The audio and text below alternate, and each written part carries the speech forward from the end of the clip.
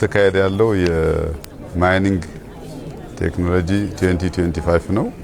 ይሄኛው ዙር አራተኛ ጊዜ ሲከበር ነው። በአገር አቀፍ ደረጃ ይሄን አይነት እንቅስቃሴ በማዕድን ዘርፍ ላይ የሚያመጣው ለውጥ በጣም ከፍተኛ ነው። ብዙ ፋይዳዎች አሉት። የመጀመሪያው ነገር በአገራችን ምቅ የሆነ እጅግ ማራኪና ውብ አስደናቂ ማዕድን ሀብት ያላት ሀገር ናት። ይህን ሀብት ግን በማወቅና በመረዳት ደረጃ ብዙ ችግሮች የነበሩበት ሂደት እንደነበር ይታወቃል።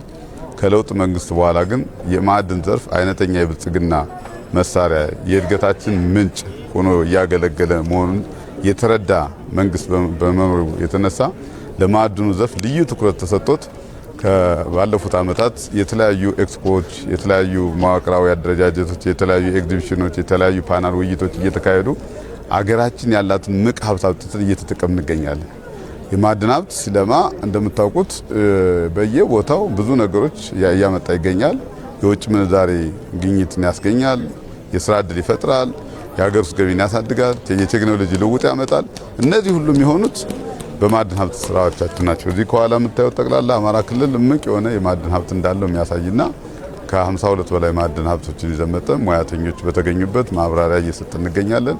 ባለሀብቶች፣ ወጣቶች በዚህ ዘርፍ መሰማራት የሚፈልግ የሀገር ውስጥም የውጭም የሚኖሩ ኢትዮጵያውያን በሙሉ መጥተው አማራ ክልል ከፈለጉ በኮንስትራክሽን ማዕድን፣ ከፈለጉ በከበሩ ማዕድን፣ በብረት ማዕድን፣ በኢነርጂ ማዕድናት መሳተፍ መጠቀም እና ራሳቸውን ቀይረው ሀገር እንዲያለሙ እያስተዋወቅን እንገኛለን።